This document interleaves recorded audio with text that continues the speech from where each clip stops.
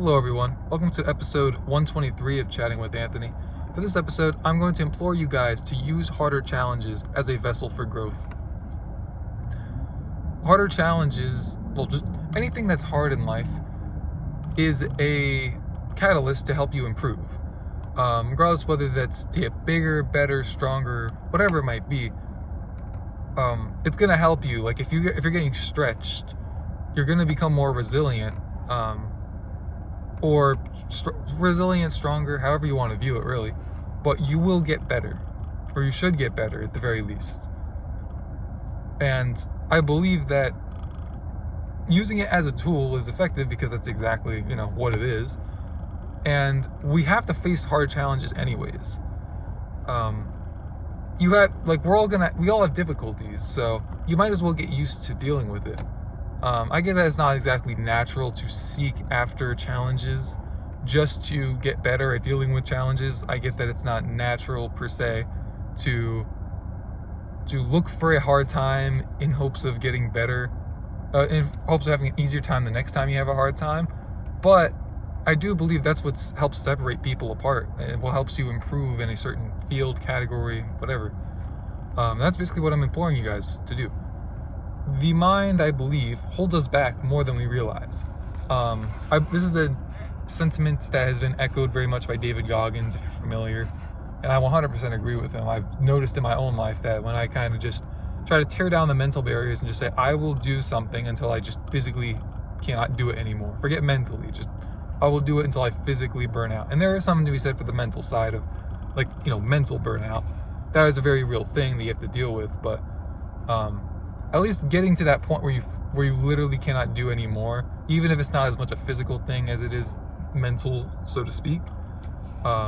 Going to the point of no more, I believe, is just a very useful task with anything, especially if you're going to be doing a lot of something. I think intentionally just trying to learn where your boundaries are really helps build confidence, but also just experience, really. Even if it doesn't build confidence, it at least helps you understand where the boundary is, and for whenever that time comes, because if you do something for long enough, you'll probably get to a point where you need to do it until you just can't anymore. And I'd rather know, or at least have an idea of where that is going in, so I can just plan more effectively. How will this help you succeed with long-term, with just long-term anything? As I said, I believe that you will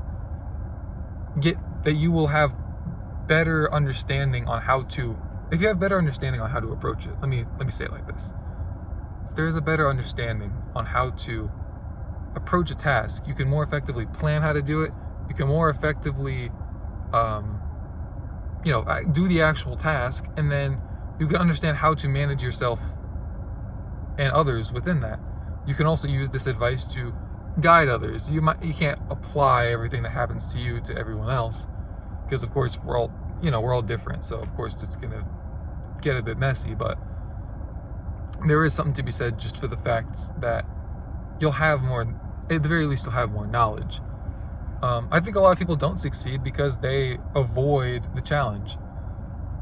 And again, it's completely understandable, but at the same time, I guess another thing is, depends on what your goals are in life, and your goals are also going to be derived from physical and mental limitations, because that's not a part of being human. We're not all built the same. Just some people aren't as smart, handsome, strong, etc. That doesn't mean you can't work on those things. You definitely can, but something you said about the fact that we all have a template that we're given, and you can't change the template. You can just change what's in the template. So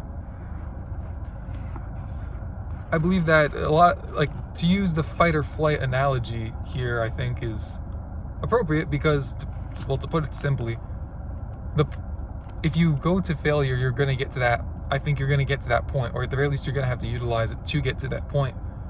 And using it, and in the process of that, essentially being in a storm and learning how to keep going when you face that resilience is just, sorry, I know I keep echoing the same points, but I'm just trying to find different ways to say it so that it clicks. I want this to click for as many people as possible, because I know it's very real and effective.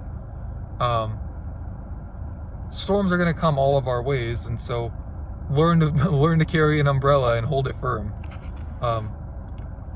Firmly grasp it, as Patrick Star once said. And to go back into, to finish, to go back into what I said earlier about being more resilient,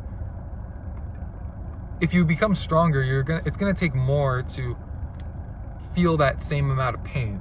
So if you're trying to avoid the pain, you can actually avoid pain by getting stronger. I know the process might not be fun, but you'll reap the rewards later. And I don't know that many people that have genuinely worked on something and been genuinely, if they see success, which is a big if, but in this case, I believe you are guaranteed success for improvement if you keep going and you are smart about how you strategize. The only way to get smarter about how you strategize is to move forward, even in the face of adversity. So, yeah, that's really all that I have for this episode. All in all, I believe that this is a very effective way to just live, a very effective method for living life, but to each their own. I don't want to make anyone feel bad for not doing things a certain way, not living life the way that I want to live.